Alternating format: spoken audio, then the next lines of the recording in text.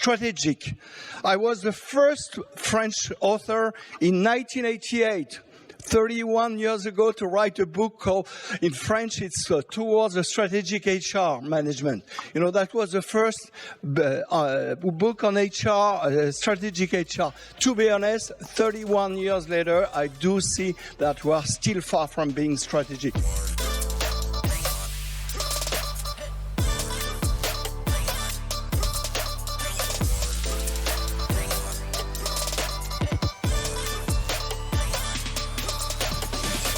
When you think of the field of HR, and when you ask people everywhere around the world where I go, I ask what is your feeling about HR? And these people in the room usually are not HR people. You know what they say? They say HR is just administrative, the bottom line, and maybe legal. That's the only thing. You know, that's a very poor image of HR. What you have on this slide is obviously HR has been, in the past, also impacted by all the psychological research and so on. And then I put managerial, because that was a big change in HR. During the 80s, we start to have real tools. We start to have, obviously, the microcomputers on the desk, and HR start to have real tools to manage. And also the field of HR became more professional, more expert. And then there are some words in red. They are not, it's not because I say they are bad words, but I just say they are not really something I see in many companies. Strategic.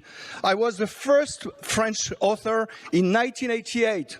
31 years ago to write a book called, in French, it's Towards a Strategic HR Management. You know, that was the first book on HR, strategic HR. To be honest, 31 years later, I do see that we are still far from being strategic. Business partner, by the way, has been often translated as yes, men and women. I hate that. And my friend Dave Ulrich, I know very well Dave, you know, and I can tell you, I don't think a business partner has to be a yes men and or women. You have to criticize, you have to influence. Then you have innovation. We talked this morning during the session on innovation. I do think HR has to bring some new ideas and to be an added value function and not a cost function. And then you have the marketing. We just talked about segmentation. I do think that marketing role is very, very important. We have this client orientation. Obviously, for me, it's obvious that the client, the external client, should be balanced with the internal client. You know, and we are going to, I talk about symmetry of attention. That's what you did in Orange. And then I looked at the last level, which is incubator. Incubator, people partner, or, you know, we could say business shaper, because that was the title of my session. I do think that more and more companies are involving employees to develop new businesses. You know, and that's very, very interesting because the new ideas come from the employees themselves. So all of these, there are some trends in green. I'm going to talk about that. And there is a very big change is line management has been, you know, more and more involved in HR. That's very, very important. Obviously, HR managers play a role of experts, you know, but managers are the real HR managers. Then, on this slide, I just say we have to deal with a cultural change. We started with bureaucracy, and he's right. Rules, rules, and rules. I gave you one example of HR rule, promotion by seniority. That's exactly what I call it.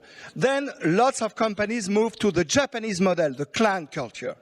The clan culture is where you feel like home. It's a family business. Family businesses usually are a clan culture, very strong. Then many companies went to market culture. We call that meritocracy. That's where you have meritocracy. And then the word adhocracy, invented by Mintzberg, was a culture where innovation is the key. So you see the change over time and the balance we have to find in HR programs. Where do you want to be in few years? So the problem is how you change your HR systems.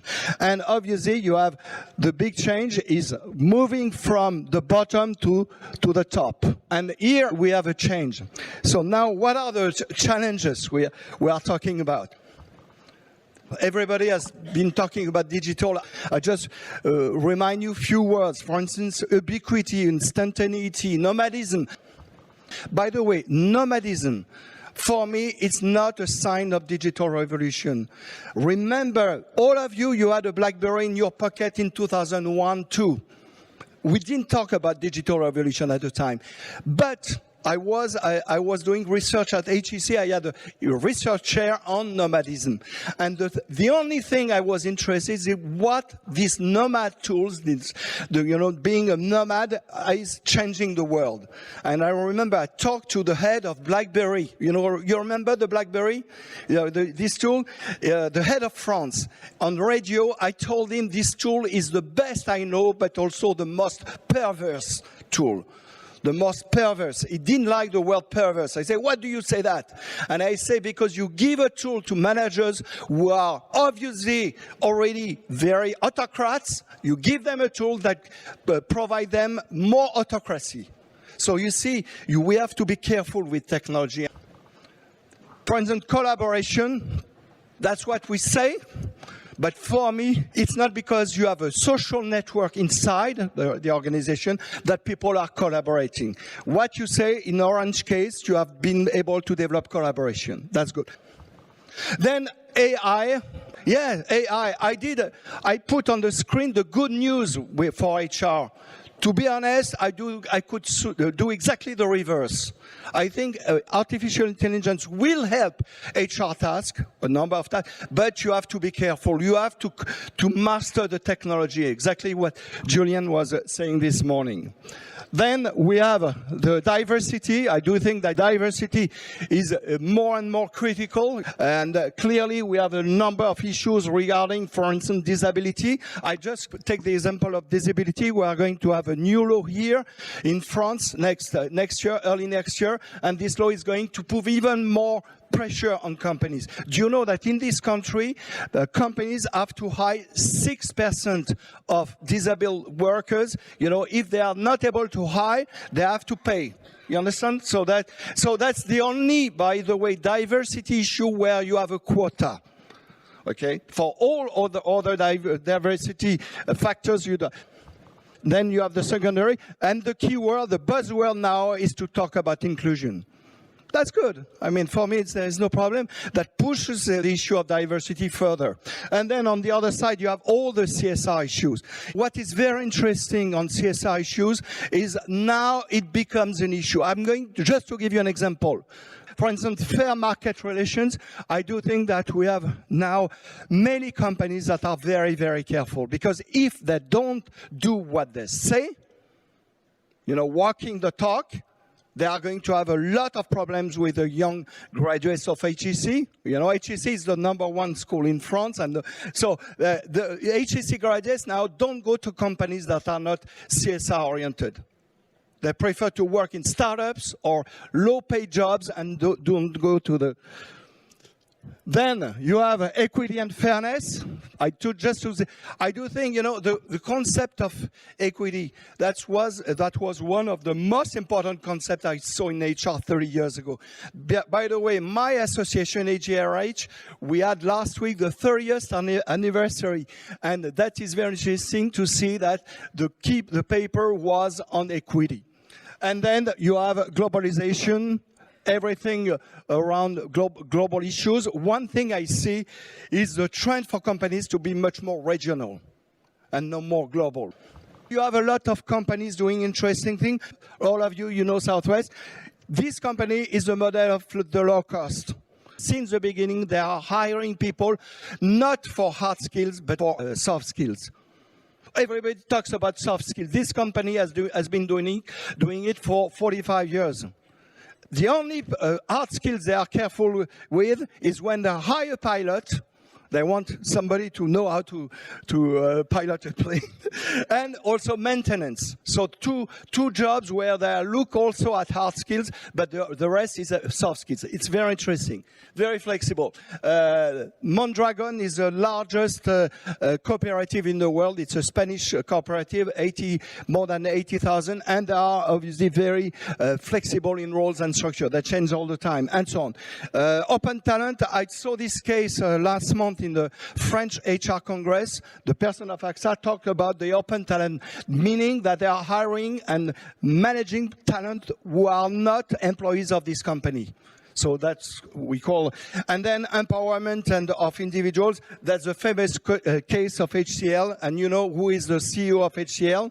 It was last year in the same Congress in Brussels, Vinit Nayar. Employees first, customers second. So the idea of employees first, customers second is just to give more power to employees. So quality and customization of HR services. I mean, we are all in HR going towards this trend. It's very, very important. You have to satisfy your customers. We say more and more segmentation. Be careful with segmentation in HR. Don't create a situation where you have only a divided organization. You have also to get a way to put people together. So design thinking method, I do think design thinking is very interesting approach to understand the needs of the clients. Responsible use of data. MAIF is an insurance company. The CEO of MAIF was also last year in this event, and it said that they are using the data in a very responsible way. So that's also a very interesting sign. And obviously, Cisco US and many other companies, digital, so that's not really new.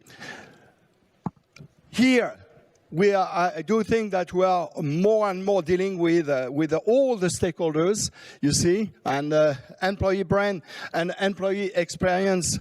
You mentioned your case. I take the example of SAS Institute, because you know everybody talks about Google as an example. You know what is a company that was the model of Google when they invented all their campus and so on? It's SAS.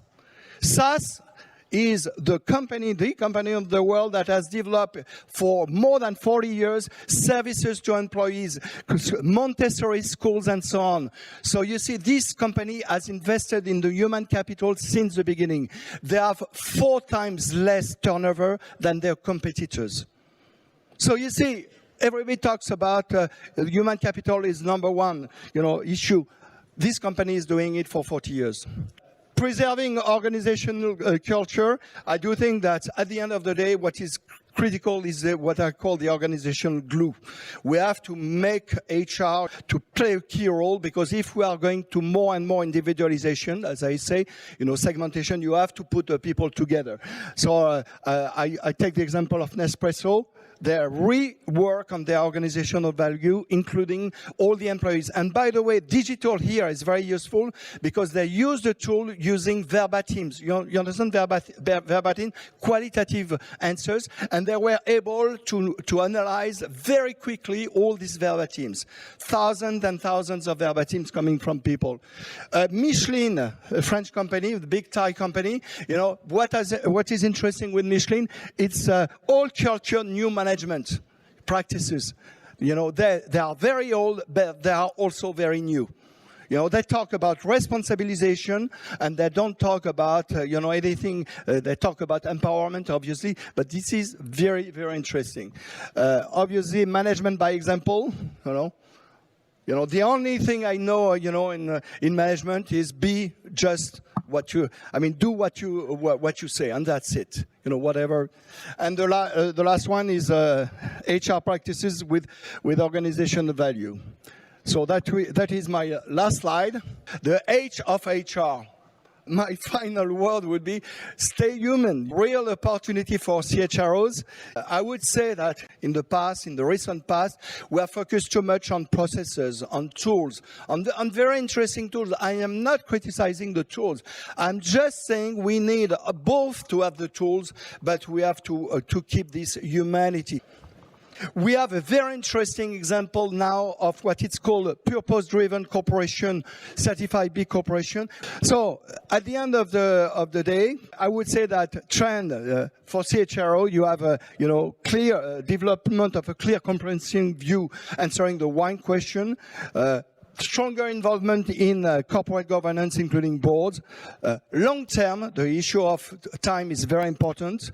Authenticity and transparency in business and people decision. And and that's my word, last word, human dimension is a must-have and no longer a nice-to-have. Thank you.